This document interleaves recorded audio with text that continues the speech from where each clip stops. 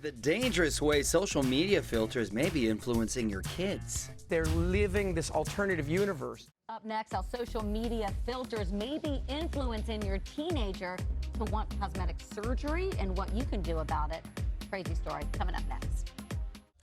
Flaw racing filters are on social media. The apps are so popular, they've warped the way some teens view beauty. Well, top Beverly Hills plastic surgeon Dr. Rady Rahban is here to talk about how you can protect your kids from seeking impossible beauty. Doctor, thank you and welcome. Now, we were just talking a little off break. That's one of my biggest pet peeves on social media is that people, not just women, by the way, guys too. Absolutely. They do these filters, these Facetune filters. I'm not talking about the bunny ears and all those. The ones where it looks like Vaseline is basically spread over your on the lens, Or right? the big eyes, like for women, you do this unattainable. And it just looks weird. It looks like this sort of blurry image that's kind of flawless, but not real, right? Right, and so it's, you think you would just do it because you want to look your very best, but it's putting out these unrealistic photos of people. And what it does is nobody has wrinkles. Everybody has flawless skin. Nobody. Everyone's got beautifully large eyes, large lips, and not to mention just the facial ones, but there's all these body ones with tiny little waists, very large, no cellulite, no stretch marks.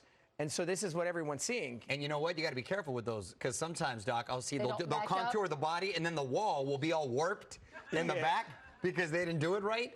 Exactly. And these aren't just regular folks. A lot of celebrities that we know do these filters. Right, and the thing about it is, it's one thing to do it just because it's for yourself, but the problem is when you're on Instagram or on social media, you have an amazing reach. There's a ripple effect. And so, it's one thing to do it for a magazine or a billboard, but on a daily basis, young people, people that are influenced are seeing these images. And then they're starting to think that this is reality and this is attainable. Like, oh, I'm going to be flawless. And I even see some celebrities do it to their kids.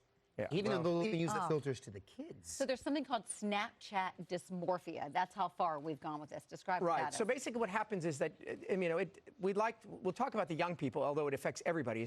You're on these Snapchat, you're on these, social media platforms, and you're speaking to your friends, and you're seeing these images of each other. And then you start to have this tweaked, or it's kind of almost like the dysmorphia that you look in the mirror, except now you imagine you want to look like these people. And so you look in the mirror and you get more and you're like, God, I'm just so ugly, or I don't look this way. And then you're striving for that beauty. And so it creates anxiety, it creates depression, and then it creates this need or hunger to then chase that image, and through plastic surgery sometimes. Well, being that you're in the cosmetic surgery field, what's the point or the line, I should say, from something that's practical and unrealistic when they come to you and say, help me look a little bit more like this? Well, one of the biggest red flags nowadays, which we were talking about before, was that it used to be like, I really want to look this way.